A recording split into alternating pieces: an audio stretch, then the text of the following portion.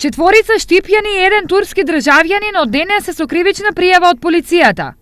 Двајца од нив ќе одговараат за напад врз службено лице, двајца за насилно лишување од слобода, а еден за кривично дело силување.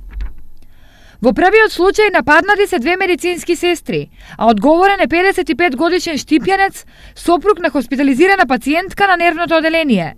Тој експлодирал откако не му било дозволено да разговара со лекар.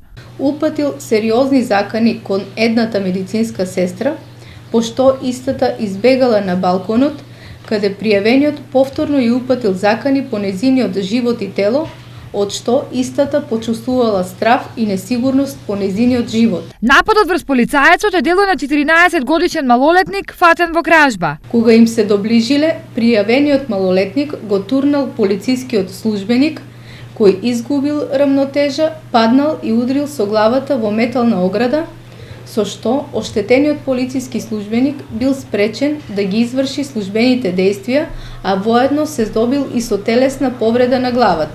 Турски државјанин и штипјанец независно еден од друг размислувале исто, па своите девојки неколку часа ги држеле затворени и под вербални закани. А 41 годишник, исто така од Штип, на девојката се обидел да и се одмазди со силување.